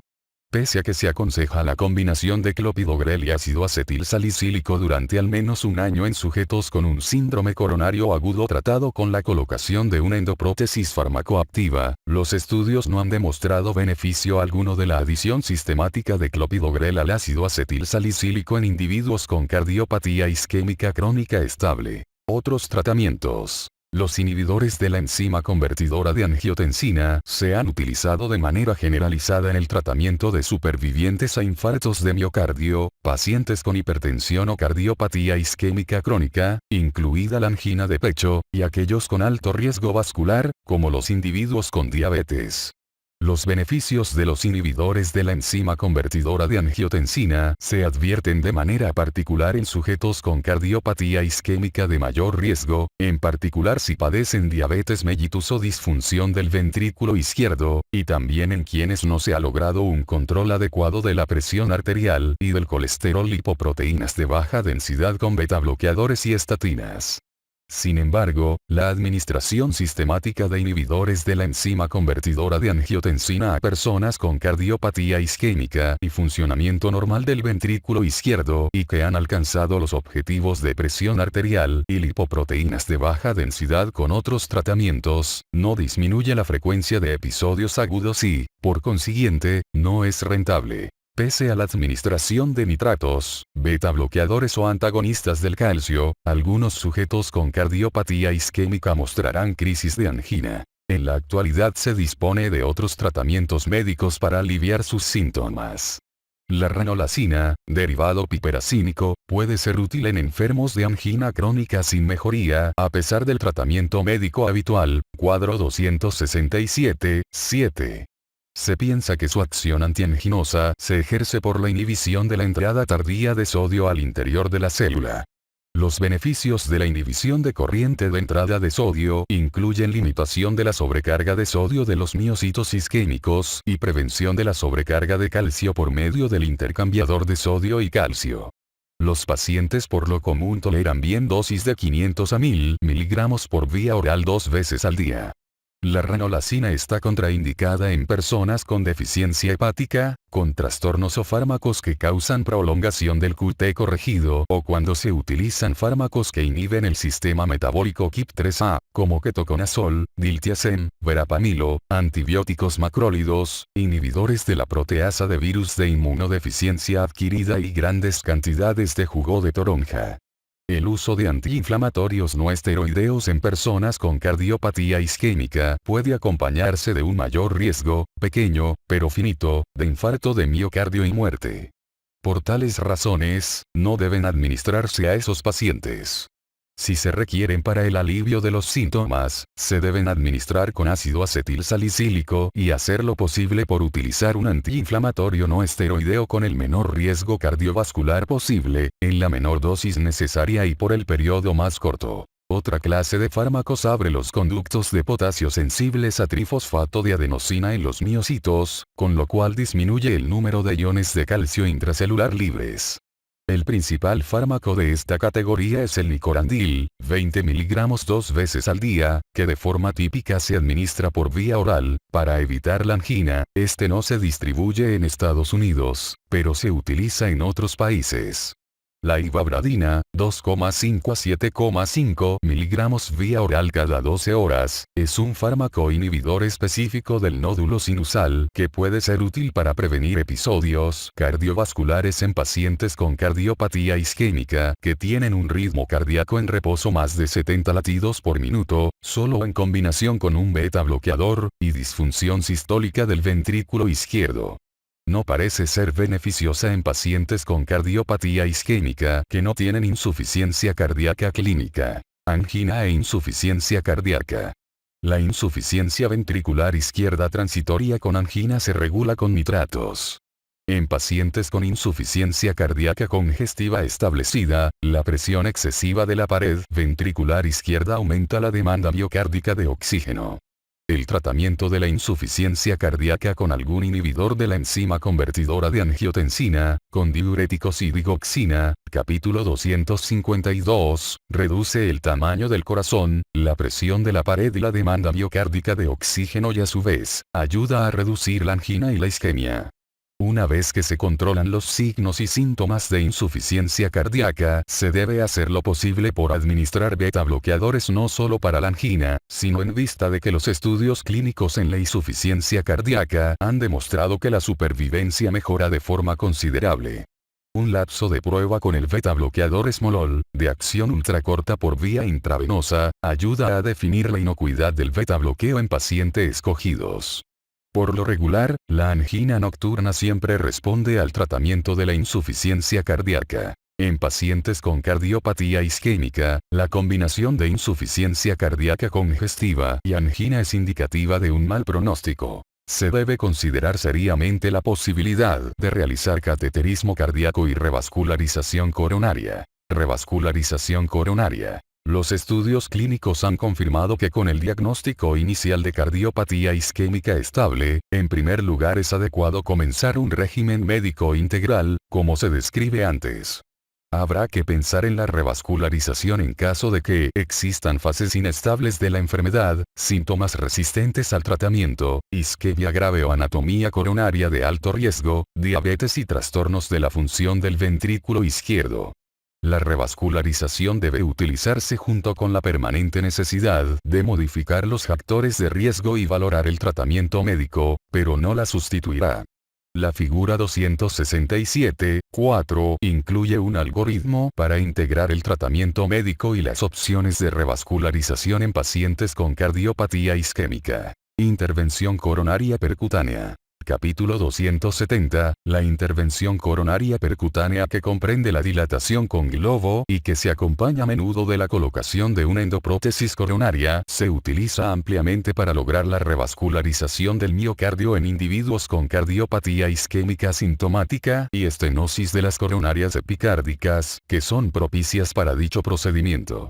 Si bien el mejor tratamiento para los pacientes con estenosis de la arteria coronaria principal izquierda y aquellos con cardiopatía isquémica de 3 vasos, en especial con diabetes, deterioro de la función del ventrículo izquierdo ambos, que requieren revascularización es la colocación de un injerto coronario, la intervención coronaria percutánea se utiliza de manera generalizada en individuos con síntomas y signos de isquemia por estenosis de 1 o 2 vasos, e incluso en algunos enfermos seleccionados con estenosis de 3 vasos, y quizá en algunos pacientes con enfermedad de la principal izquierda, porque ofrece más ventajas que la cirugía. Indicaciones y selección de los pacientes.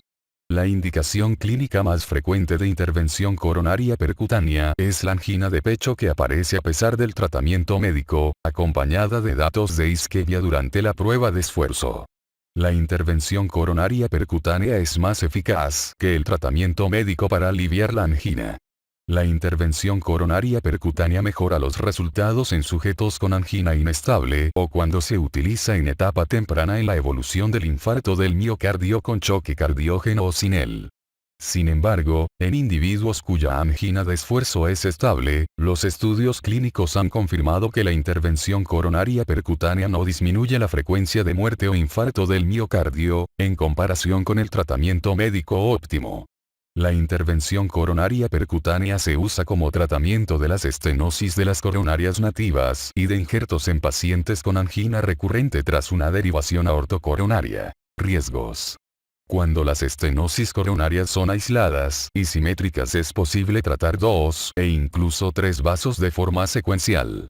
No obstante, es indispensable seleccionar cada caso para evitar un riesgo prohibitivo de complicaciones, que casi siempre se deben a disección o trombosis con oclusión vascular, isquemia incontrolable e insuficiencia ventricular. Capítulo 270. Se administra ácido acetil salicílico por vía oral, un antagonista de P2Y12, y un antitrombínico para reducir la formación de trombos coronarios. La estenosis de la arteria coronaria principal izquierda casi siempre se considera una lesión que debe ser tratada con injerto de revascularización coronaria. En casos seleccionados, como cuando hay riesgos quirúrgicos prohibitivos, cabe pensar en la intervención coronaria percutánea de una arteria coronaria principal izquierda no protegida, pero dicha técnica debe realizarla solo un profesional altamente calificado. Es importante destacar que hay diferencias regionales entre un país y otro en el empleo de esta técnica. Eficacia. En más de 95% de los casos se logra un éxito primario, esto es, una dilatación adecuada, que consiste en incrementar el diámetro luminal mayor de 20%, dejando un diámetro de obstrucción residual menos de 50%, con alivio de la angina. La estenosis de los vasos dilatados recurre en casi 20% de los casos en los primeros 6 meses después de la intervención coronaria percutánea con endoprótesis de metal. Puede haber recidiva de la angina dentro de los primeros 6 meses en 10% de los casos. La reestenosis es más frecuente en individuos con diabetes mellitus, arterias de pequeño calibre, dilatación incompleta de la estenosis, obstrucción vascular, endoprótesis largas, vasos ocluidos, obstrucción de los injertos venosos, dilatación de la arteria coronaria descendente anterior izquierda y estenosis con trombos. En enfermedades del injerto venoso, el éxito ha mejorado con el uso de dispositivos de captura o filtros que evitan las embolías, la isquemia y el infarto. Es una práctica clínica frecuente administrar de manera indefinida ácido acetil salicílico y un antagonista de P2 y 12 por 1 a 3 meses después de colocar una endoprótesis de metal sin revestimiento. El ácido acetil salicílico en combinación con una tienopiridina puede evitar la trombosis coronaria durante la práctica de intervención coronaria percutánea con colocación de una endoprótesis o poco después de realizada, pero no hay pruebas de que tales fármacos reduzcan la incidencia de reestenosis. El uso de endoprótesis farmacoactivas, que hacen llegar de forma local fármacos antiproliferativos, permite disminuir las reestenosis a mucho menos del 10%. Los adelantos en la intervención coronaria percutánea, sobre todo la disponibilidad de las endoprótesis farmacoactivas, han ampliado en gran medida el empleo de esta opción de revascularización en sujetos con cardiopatía isquémica. Sin embargo, es conveniente destacar que la curación endotelial tardía de la región donde se colocó una endoprótesis farmacoactiva también prolonga el periodo durante el cual la persona está en riesgo de sufrir trombosis subaguda de la endoprótesis. En la actualidad se recomienda administrar de manera indefinida ácido acetil salicílico y un antagonista de P2 y 12 todos los días durante al menos un año, después de colocar la endoprótesis farmacoactiva. Hay pruebas de que la continuación del tratamiento antiplaquetario dual hasta 30 meses es beneficiosa, aunque el riesgo hemorrágico es mayor. Cuando ocurra algún problema en que sea necesario interrumpir de manera temporal los antiagregantes plaquetarios, se deberán revisar las circunstancias clínicas con el especialista que realizó la intervención coronaria percutánea y elaborar un plan coordinado que reduzca el peligro de trombos tardíos en la endoprótesis. Un elemento fundamental de este plan es interrumpir la administración de antiagregantes plaquetarios por el lapso más corto aceptable. El peligro de trombosis de la endoprótesis depende de su calibre y longitud, de la complejidad de las lesiones, edad, diabetes y técnica. No obstante, también son factores de gran importancia el cumplimiento del tratamiento antiplaquetario dual por parte del paciente, así como la respuesta individual a la inhibición plaquetaria. La intervención coronaria percutánea exitosa logra el alivio eficaz de la angina en más de 95% de los casos. La mayoría de los pacientes con cardiopatía isquémica sintomática que necesitan revascularización se pueden tratar inicialmente por medio de intervención coronaria percutánea. Una intervención coronaria percutánea satisfactoria es menos penetrante y costosa que injerto de revascularización coronaria y permite ahorros en el costo inicial de la atención. La intervención coronaria percutánea exitosa evita el riesgo de apoplejía relacionado con el injerto de revascularización coronaria, una reanudación más temprana de las actividades profesionales y reemprender la vida activa. Sin embargo, con el paso del tiempo disminuyen los beneficios iniciales de la intervención coronaria percutánea sobre la salud y la economía por la mayor necesidad de vigilancia y de repetir el procedimiento.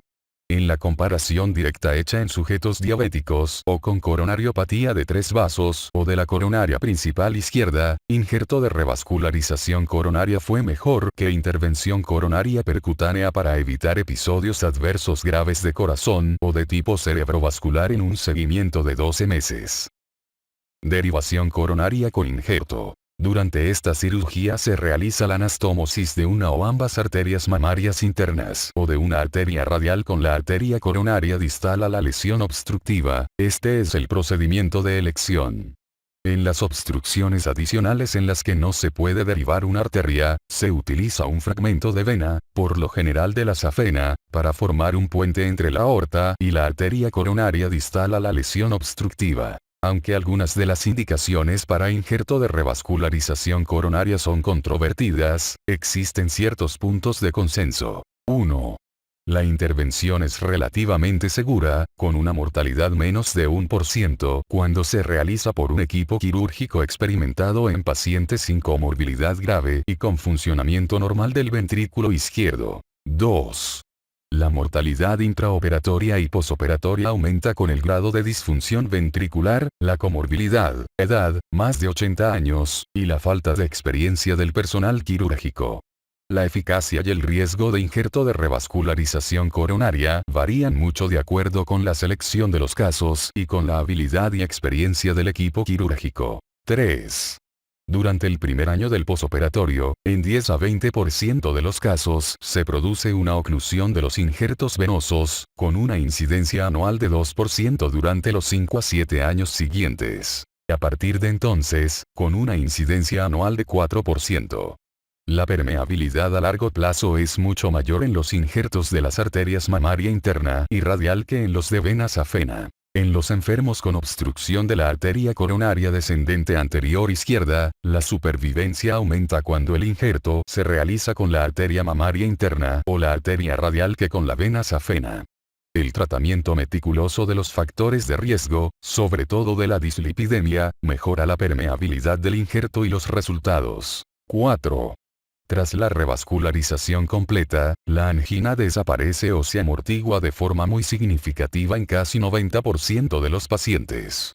Aunque este efecto se relaciona con la permeabilidad del injerto y el restablecimiento del flujo sanguíneo, el alivio del dolor también podría deberse al infarto del segmento isquémico o a un efecto placebo. La angina reaparece a los 3 años en 25% de los enfermos, pero rara vez es grave. 5. La supervivencia mejora con la cirugía en individuos con estenosis de la arteria coronaria principal izquierda y en aquellos con problemas de 2 o 3 vasos y obstrucción considerable de la porción proximal de la arteria coronaria descendente anterior izquierda. Los beneficios en cuanto a supervivencia son mayores en pacientes con funcionamiento anormal del ventrículo izquierdo, fracción de expulsión menos de 50%. La supervivencia puede mejorar también en los siguientes enfermos. A. Aquellos con coronariopatía que sobrevivieron a la muerte súbita cardíaca o a taquicardia ventricular mantenida. B. Los que se han sometido a un injerto de revascularización coronaria previa y tienen estenosis múltiples de los injertos de vena safena, en especial del injerto que irriga a la arteria coronaria descendente anterior izquierda, y E. En el caso de estenosis recurrente después de una intervención coronaria percutánea y con criterios de alto riesgo en las pruebas no invasivas. 6. El injerto de revascularización coronaria con mínima invasión por medio de una toracotomía pequeña y cirugía sin derivación extracorpórea disminuye la morbilidad y acorta la convalecencia en sujetos idóneos, pero al parecer no reduce en modo significativo el riesgo de que surja disfunción neurocognitiva después de la cirugía. 7. En sujetos con diabetes mellitus tipo 2 y afectación de múltiples vasos coronarios, la combinación de injerto de revascularización coronaria y tratamiento médico óptimo es mejor que este último solo para evitar episodios cardiovasculares graves e importantes, beneficio mediado en gran medida por la disminución notable de la frecuencia de infarto del miocardio no letal. Los beneficios de injerto de revascularización coronaria son en especial manifiestos en sujetos diabéticos tratados con una estrategia de sensibilización a la insulina, a diferencia de una estrategia de aporte de insulina. También se demostró que el injerto de revascularización coronaria es superior a la intervención coronaria percutánea, incluido el uso de endoprótesis farmacoactiva, para evitar la muerte, infarto del miocardio y revascularización de repetición en pacientes con diabetes mellitus e cardiopatía isquémica de múltiples vasos. Las indicaciones para injerto de revascularización coronaria suelen basarse en la gravedad de los síntomas, la anatomía coronaria y el funcionamiento ventricular. El paciente ideal es varón, menos de 80 años, sin complicaciones por otra enfermedad, con una angina perturbadora o incapacitante no controlada de forma adecuada mediante el tratamiento médico o que no lo tolera. Se puede esperar un importante alivio sintomático si un paciente desea llevar una vida más activa y tiene estenosis grave de 2 o 3 arterias coronarias epicárdicas con signos objetivos de isquemia del miocardio como causa de las molestias torácicas. La insuficiencia cardíaca congestiva, la disfunción del ventrículo izquierdo ambas, la edad avanzada, más de 80 años, la repetición de la cirugía, la necesidad de cirugía urgente y la presencia de diabetes se asocian con mayor mortalidad perioperatoria. La disfunción ventricular izquierda puede deberse a los segmentos no contráctiles o hipocontráctiles que son viables, pero con isquemia crónica, miocardio en hibernación. Como resultado de la reducción prolongada del flujo sanguíneo al miocardio, esos segmentos ajustan a la baja su función contráctil. Esto se detecta con estudios de la perfusión y del metabolismo del miocardio por medio de radionúclidos, tomografía con emisión de positrones, resonancia cardíaca o gammagrafía de fase tardía con talio 201. O bien por la mejoría de la deficiencia funcional regional provocada por dobutamina en dosis bajas. En tales casos, la revascularización mejora el flujo sanguíneo al miocardio, permite la recuperación del funcionamiento y puede mejorar la supervivencia. Elección entre intervención coronaria percutánea e injerto de revascularización coronaria. Para decidir sobre la práctica del método de revascularización, hay que recurrir a todas las características clínicas de cada enfermo, por ejemplo, función de ventrículo izquierdo, diabetes, complejidad de la lesión. Existen varios estudios clínicos con asignación al azar que comparan la intervención coronaria percutánea y el injerto de revascularización coronaria en pacientes con coronariopatía múltiple elegibles desde el punto de vista técnico para cualquier procedimiento. La reaparición de angina que obligó a repetir la arteriografía coronaria y la revascularización por estenosis es mayor en caso de intervención coronaria percutánea. Esto se debe a la reaparición de estenosis en el segmento donde se encuentra la endoprótesis, problema resuelto en gran medida con las endoprótesis impregnadas con fármacos, y a la aparición de nuevas estenosis en zonas sin endoprótesis de los vasos coronarios. Se ha planteado que la intervención coronaria percutánea con endoprótesis se centra en las lesiones patógenas, en tanto que un injerto de revascularización al vaso considerado como objetivo también constituye un conducto alrededor de futuras lesiones en sentido proximal a la anastomosis del injerto hacia el vaso original, figura 267, 5. En cambio, en la intervención coronaria percutánea las tasas son menores. De acuerdo con las pruebas disponibles, en la actualidad se recomienda que los pacientes con angina extrema, a pesar de un tratamiento médico óptimo, se sometan a revascularización coronaria. A los individuos con arteriopatía coronaria de uno o dos vasos, funcionamiento ventricular izquierdo normal y lesiones propicias desde el punto de vista anatómico, se les aconseja someterse a intervención coronaria percutánea, capítulo 270. En caso de arteriopatía coronaria de 3 vasos, o de 2 vasos que incluya la porción proximal de la arteria coronaria descendente izquierda, y deterioro global del funcionamiento ventricular izquierdo, con fracción de expulsión del ventrículo izquierdo menos de 50%, o diabetes mellitus y en aquellos con problemas en la coronaria principal izquierda u otras lesiones que no son adecuadas para las técnicas con catéter, será necesaria un injerto de revascularización coronaria como método inicial de revascularización.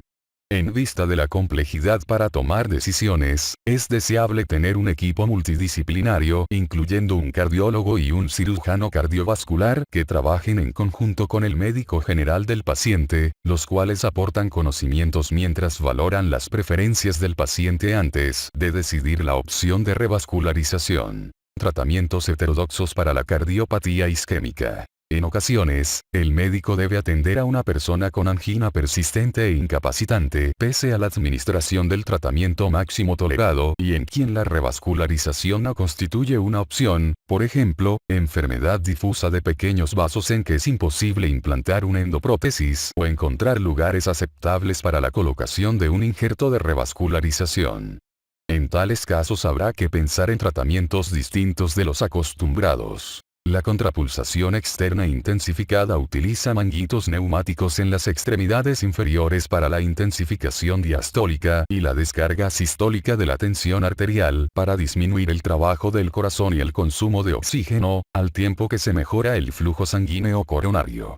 Estudios clínicos han demostrado que la aplicación regular de tal técnica mejora la angina, la capacidad de esfuerzo y la perfusión regional del miocardio. Las estrategias experimentales, como los tratamientos con células madre y la reparación cardíaca con pequeñas moléculas de ácido ribonucleico no codificantes, también están en estudio activo. Isquemia asintomática. La coronariopatía obstructiva, el infarto agudo de miocardio y la isquemia miocárdica transitoria a menudo son asintomáticos. Durante la vigilancia electrocardiográfica ambulatoria continua, la mayoría de los sujetos ambulatorios con una típica angina crónica estable tuvieron signos objetivos de isquemia del miocardio, depresión del segmento ST, durante los episodios de molestias torácicas, en tanto continuaban sus actividades extrahospitalarias. Además, muchos de estos pacientes también tienen episodios más frecuentes de isquemia asintomática. Los episodios frecuentes de isquemia, sintomática y asintomática, durante las actividades cotidianas, al parecer se acompañan de una mayor posibilidad de que surjan episodios coronarios adversos, muerte e infarto del miocardio.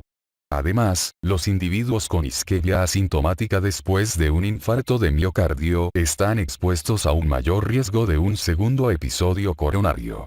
El uso extendido del electrocardiograma de esfuerzo durante las exploraciones de rutina ha permitido identificar también a algunos de estos pacientes con coronariopatía asintomática que antes no se identificaban. Los estudios longitudinales demuestran que la frecuencia de episodios coronarios es mayor en enfermos asintomáticos con una prueba de esfuerzo positiva. Tratamiento. Isquemia asintomática. Debe individualizarse el tratamiento de la isquemia asintomática. Después de confirmar que existe una coronariopatía, es esencial el tratamiento intensivo de la hipertensión y de la dislipidemia. Con él disminuirá el riesgo de infarto y de muerte. Además, el médico debe considerar 1. El grado de positividad de la prueba de esfuerzo, sobre todo el estadio del ejercicio en el que aparecen los signos electrocardiográficos de isquemia. La magnitud y el número de las zonas de miocardio isquémicas que aparecen en los estudios de imagen y el cambio de la fracción de expulsión ventricular izquierda que se produce en la ventriculografía con isótopos o en la ecocardiografía durante la isquemia, el ejercicio, o ambos. 2. Las derivaciones electrocardiográficas que muestran una respuesta positiva. Los cambios de las derivaciones precordiales anteriores indican un pronóstico menos favorable que los de las inferiores. Y 3. La edad, la profesión y el estado clínico general del paciente. La mayoría aceptaría que un piloto de aeronaves comerciales asintomático de 45 años que muestra notable depresión del segmento ST, 0,4 milivoltios, en las derivaciones V1 a V4 durante el esfuerzo moderado, debe ser sometido a arteriografía coronaria, en tanto que un jubilado de 85 años, sedentario y asintomático con una depresión de 0,1 milivoltios del mismo segmento en las derivaciones 2 y 3 durante la actividad máxima, no debe serlo. No obstante, no hay consenso para la estrategia más adecuada en la mayoría de los enfermos en quienes priva una situación menos extrema. Se consideran individuos elegibles apropiados para el injerto de revascularización coronaria, a todo paciente asintomático con isquemia silente, arteriopatía coronaria de 3 vasos y alteración de la función del ventrículo izquierdo. Se ha demostrado que el tratamiento de los factores de riesgo, en particular la disminución de las concentraciones de lípidos y el control de la presión arterial, como se describe antes, así como el uso de ácido acetilsalicílico, estatinas y beta bloqueadores después del infarto, disminuye los episodios y mejora los desenlaces clínicos en pacientes asintomáticos y también en los sintomáticos, con isquemia y coronariopatía corroborada.